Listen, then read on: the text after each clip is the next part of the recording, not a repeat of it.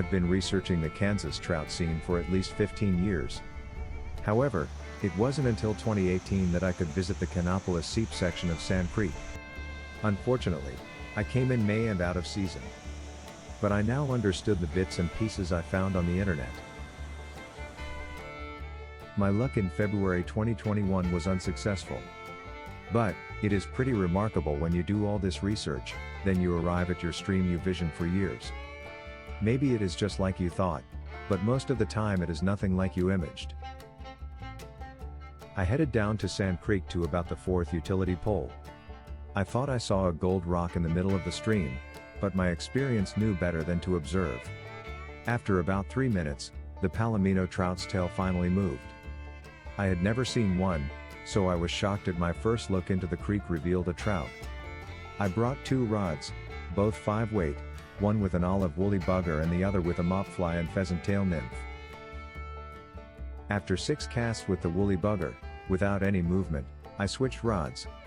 On my first cast, about 4 feet in front of the golden, the trout took after the fly and ate the pheasant tail lure right away. After about 30 seconds, I walked down to net it. The hook was released from the trout's mouth and lost. This move has happened so many times that I could shoot myself. And that damn fish returned to its spot and stayed there for 5 hours.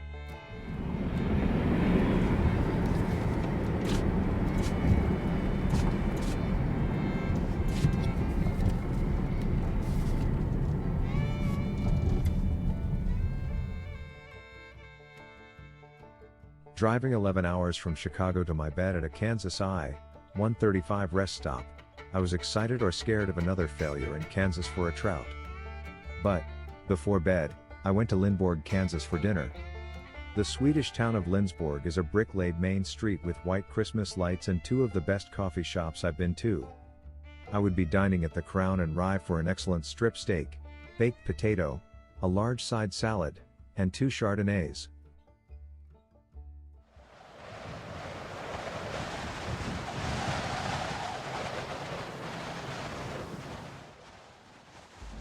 I woke up at a rest stop with brook trout and fed her breakfast before heading into Lindsborg.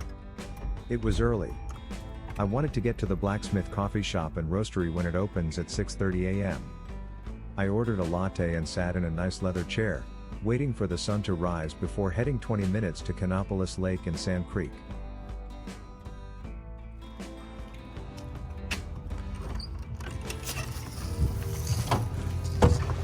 Good morning.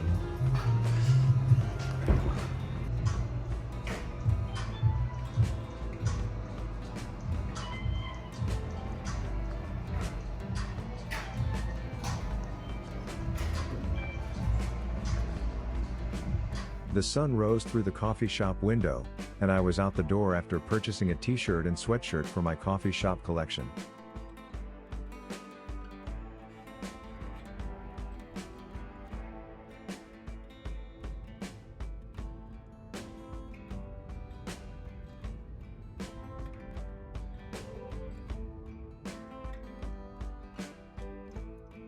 The parking lot already had about 7 cars, but most people fish in the end of the stream. My target was the artificial bait section, about half-mile down the path. Brooke is getting older, 11, and gets to sleep in the car as temperatures were cool. It was 26 this morning, going up to 52 with 20-mile-an-hour winds for the south. Good dog sleeping weather. Also, the south wind works well as I'm throwing my fly with the wind.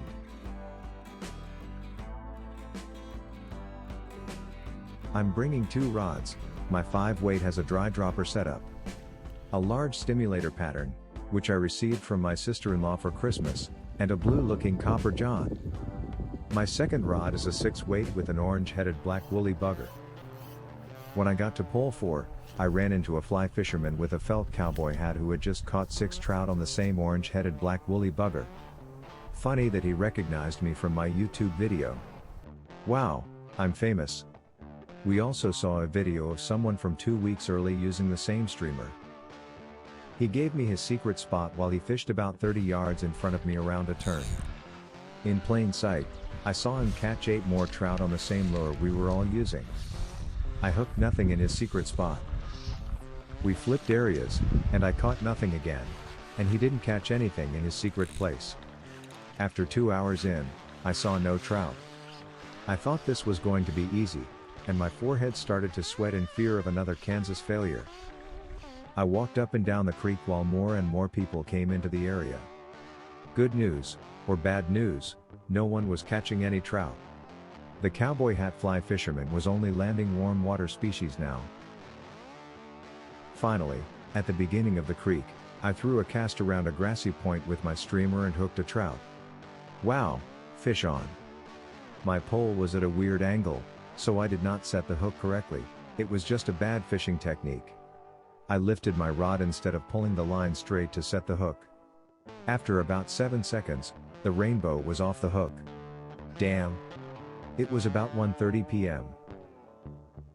Tired, I hobbled a mile back to the parking lot and drove off for lunch to Ulstuga and Lindsborg.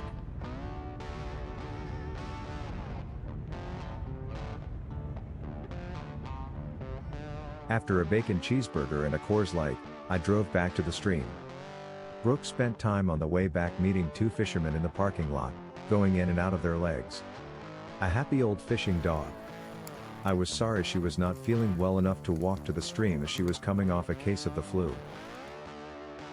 It was 2:30 p.m., cloudy, windy, but warm, which should be good fishing weather. I returned to the best hole as I was running low on time. Most people were gone, but one guy was fishing with live bait, in the artificial section in the best spot. Ugh. So, I would have to move to a less productive site. I fished to the beginning of the stream again, flicking my streamer, which I had been using all day. After a couple of hours, I walked back, seeing only the two guys Brooke met in the parking lot. The bait fisherman was gone with his friends. Okay, I'm sitting at the best hole now. After several casts with my streamer, nothing. So I decided to change my approach. I grabbed my 5-weight with the dry dropper setup. On my third drift around the deep hole, my stimulator dips down violently, and I set the hook. At first, the rainbow fought hard, but then it got contentious closer to shore with a place to hide and break the line. I've learned in new states not to use the net but throw the trout out of the water onto the shore. Well, that is what I did. The 11-inch rainbow trout had wings and landed on the soft grass at 3:32 p.m. Saturday, January 14, 2023. Kansas done. That's a nice fish.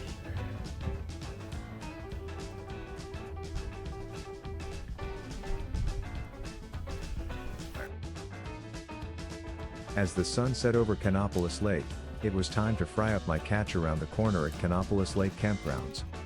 I had 2 bunches of hardwood in the car and a half-bottle Pinot Noir.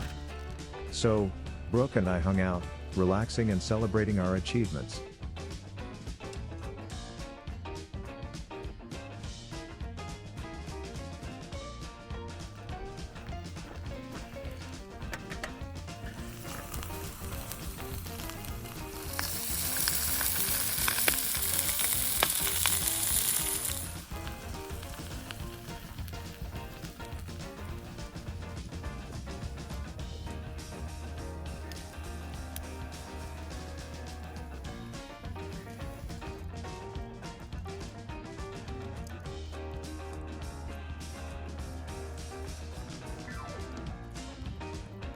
Later, we drove back to the Crown and Rye for a T-bone steak, chocolate cake, and 2 glasses of Zinfandel before saying goodnight at the Kansas I-135 rest stop.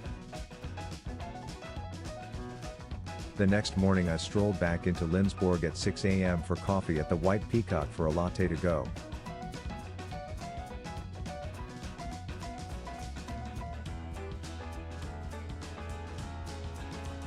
As of this date, 44 of 50 states completed in the quest to catch a trout in each U.S. state.